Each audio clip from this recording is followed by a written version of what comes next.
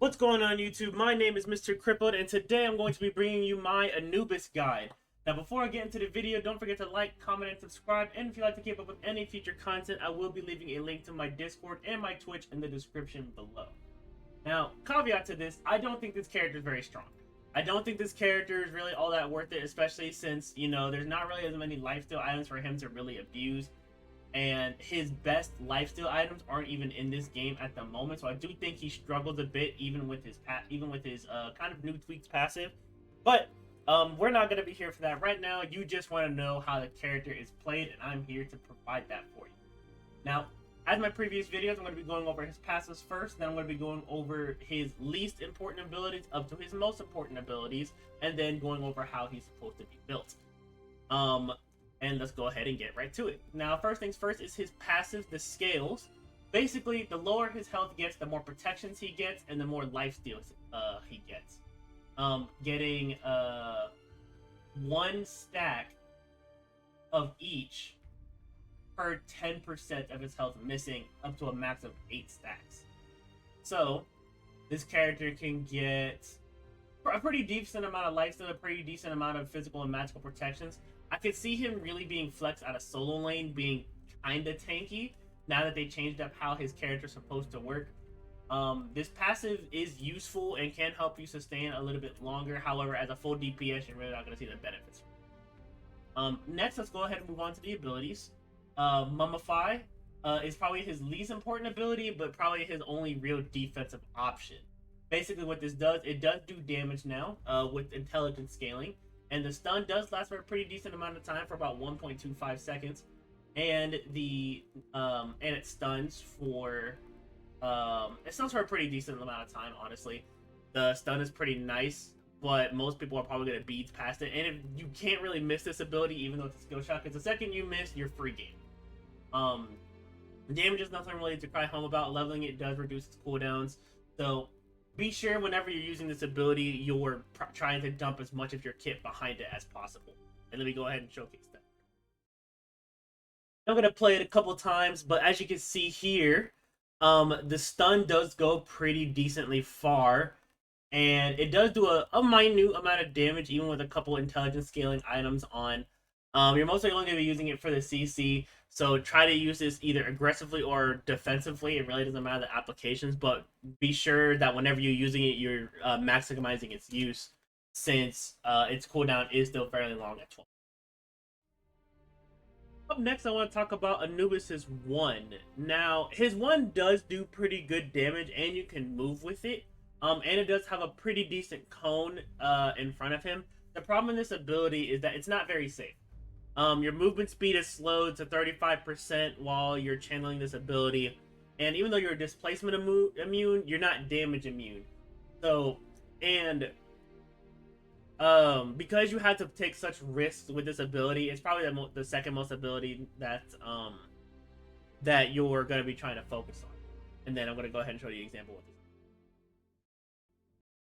So, as you can see here, you kind of want to be using your 1 in this combo. Basically exactly like this. Is probably the only way you're going to be able to get it really safely.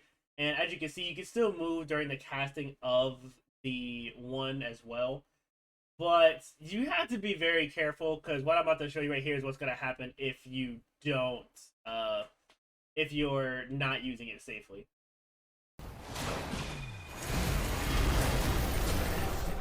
Why does he have Vegas? Next, I want to talk about Anubis' 3. Now, this is the best tool in his kit. Has the most safety out of all of his abilities. Probably has some really strong utility comparatively to the other damaging ability as well, having a 25% slow that lasts for 2 seconds.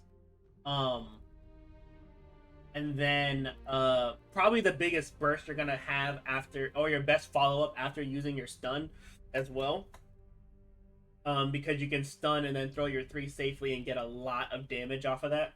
So and the ability you're going to be leveling first in both Conquest, Arena, it is going to be your go-to damaging ability, and what helps you put up those really crazy numbers. And I'm going to go ahead and showcase this. I want to go ahead and showcase both these clips again. this aggressive clip where you can see that right after I threw the wrap, I threw the 3 right underneath it to capitalize on the damage that I got. And then in this next clip, I'm going to show you how far the 3 actually goes to. So you can just throw it around or throw it out, immediately turn your camera around and get right back to safety so you can get really safe wave clear. And the last thing I want to talk about now is his ultimate. I noticed his ultimate is okay. They did give it a little bit of a burst now when you're initially casting, so you can potentially insta-kill somebody at pretty low health bar, so you don't have to worry about aiming the rest of it. The problem is the rest of the ult.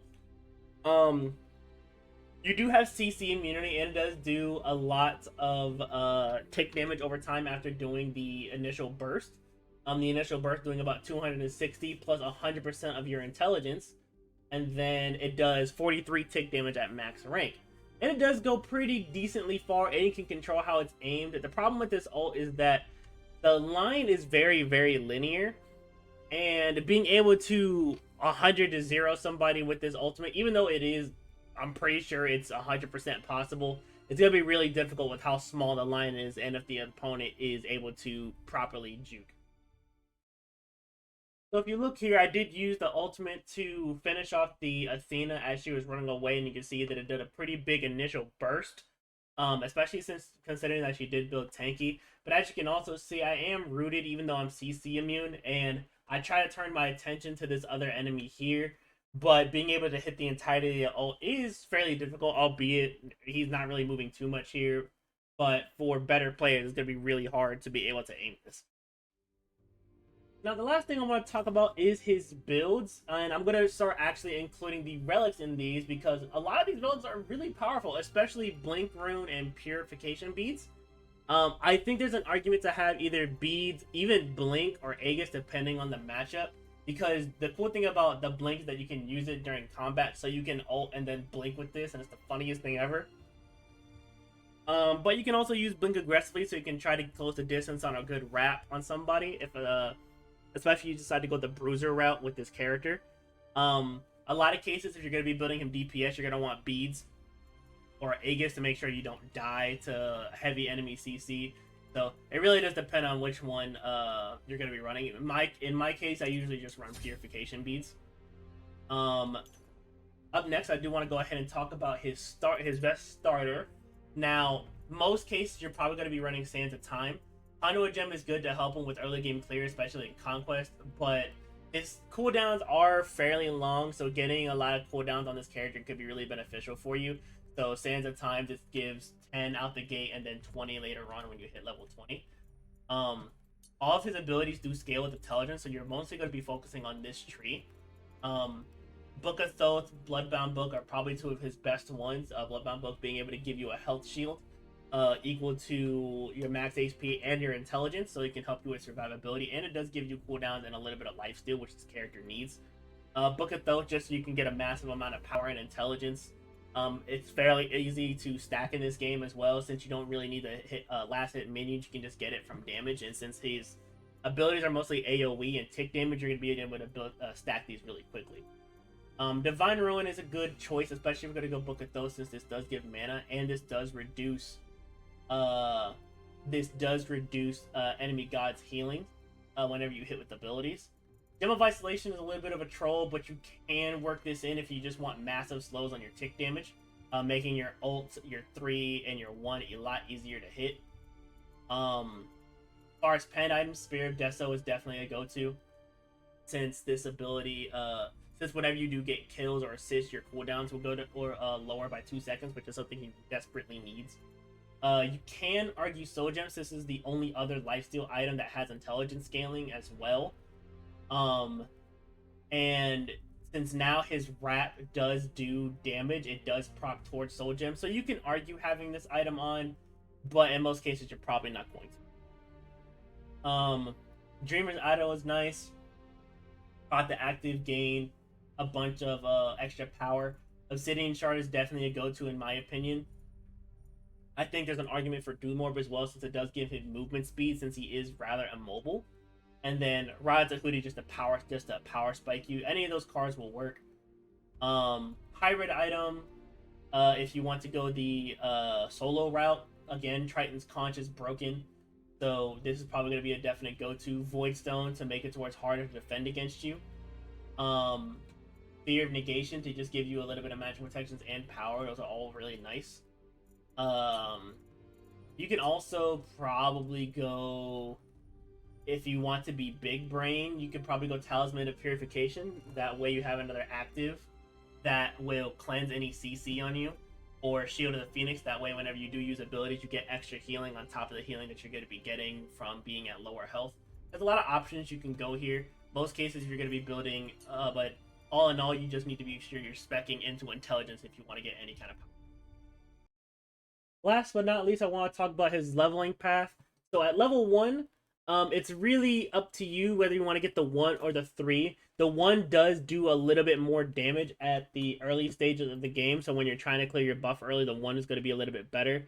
If you're mostly just, if you're not really worried about that, or your ally who's going to be helping you clear has a pretty decent clear with you, then you can get your 3, but in most cases, you're probably going to get your 1 first. Next, you're going to want to get your 3 at level 2. That way you have both of your abilities to massively clear at the early stages of the game, and then at level 3 you want to get your 2. So from this point onward, you're going to be leveling your 3 first. You can level the 1 first if you're confident in always being able to hit it, or you're not really that scared of the enemy god and you want to just assert dominance early. But in most cases, for safety reasons, you're going to be leveling your 3 first. At level 5 and onwards, whenever you can get your ultimate, put points into your ultimate, so level that as that comes.